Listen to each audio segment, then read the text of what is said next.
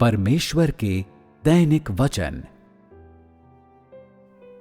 देह में उसका कार्य बहुत सार्थक है, ये कार्य के संबंध में कहा जाता है, और अंततः देहधारी परमेश्वर ही कार्य का समापन करता है, पवित्र आत्मा नहीं।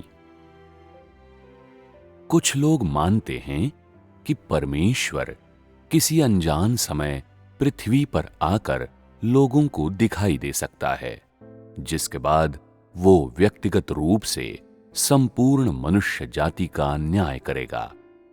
एक एक करके सबकी परीक्षा लेगा, कोई भी नहीं छूटेगा।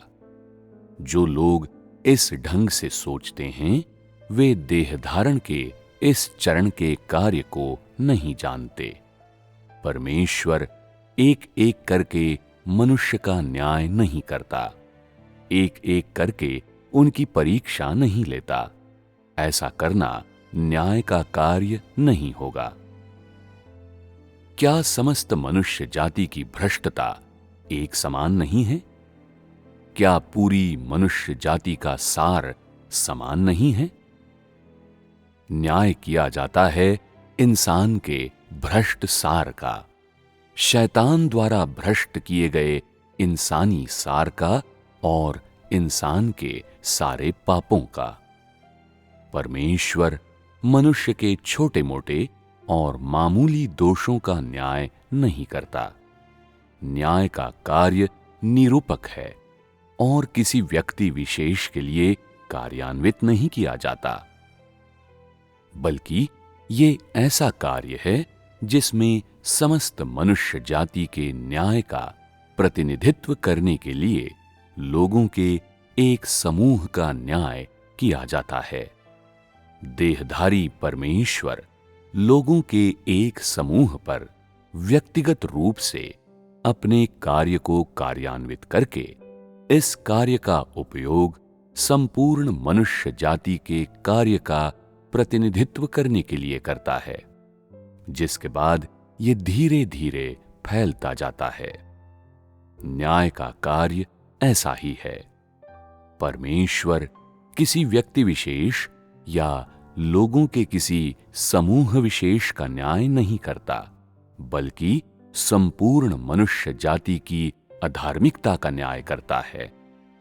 उदाहरण के लिए, परमेश्वर के प्रति मनुष्य का विरोध, या उसके प्रति मनुष्य का अनादर, या परमेश्वर के कार्य में व्यवधान इत्यादि।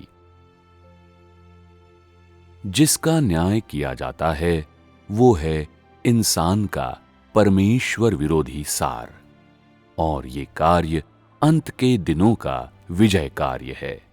देहधारी परमेश्वर का कार्य और वचन जिनकी गवाही इंसान देता है, वे अंत के दिनों के दौरान बड़े श्वेत सिंहासन के सामने न्याय के कार्य हैं, जिसकी कल्पना इंसान के द्वारा अतीत में की गई थी।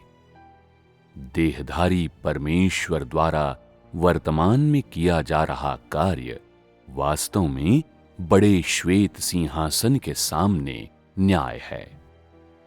आज का देहधारी परमेश्वर वो परमेश्वर है जो अंत के दिनों के दौरान संपूर्ण मनुष्य जाति का न्याय करता है। ये देह और उसका कार्य, उसका वचन और उसका समस्त स्वभाव उसकी समग्रता हैं। यद्यपि उसके कार्य का दायरा सीमित है और उसमें सीधे तौर पर संपूर्ण विश्व शामिल नहीं है, फिर भी न्याय के कार्य का सार संपूर्ण मनुष्य जाति का प्रत्यक्ष न्याय है।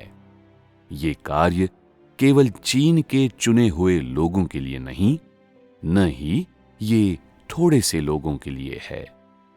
देह में परमेश्वर के कार्य के दौरान, यद्यपि इस कार्य के दायरे में संपूर्ण ब्रह्मांड नहीं है, फिर भी ये संपूर्ण ब्रह्मांड के कार्य का प्रतिनिधित्व करता है।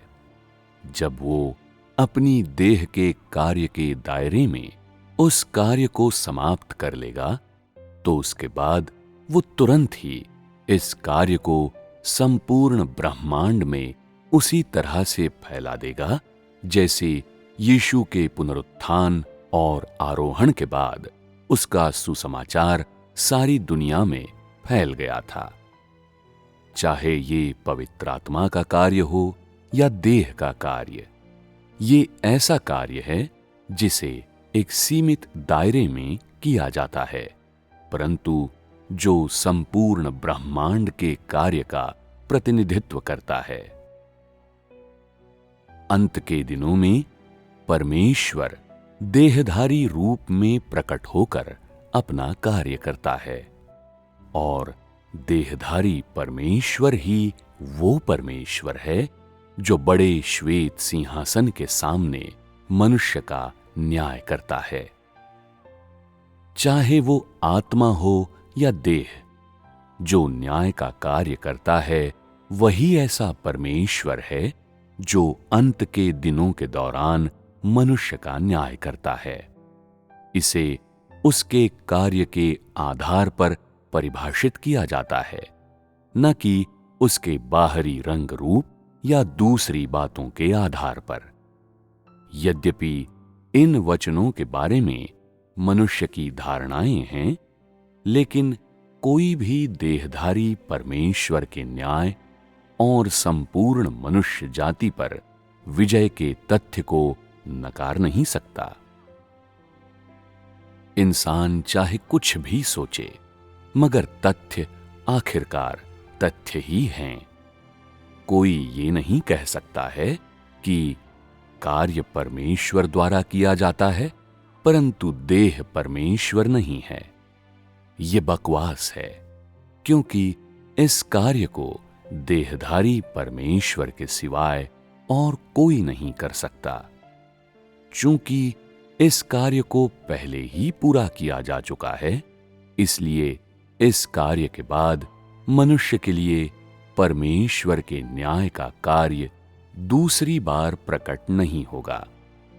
अपने दूसरे देह धारण में परमेश्वर ने पहले ही संपूर्ण प्रबंधन के समस्त कार्य का समापन कर लिया है।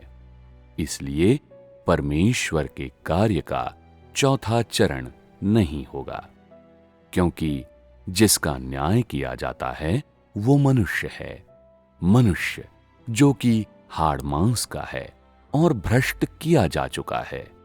और ये शैतान की आत्मा नहीं है जिसका सीधे तौर पर न्याय किया जाता है।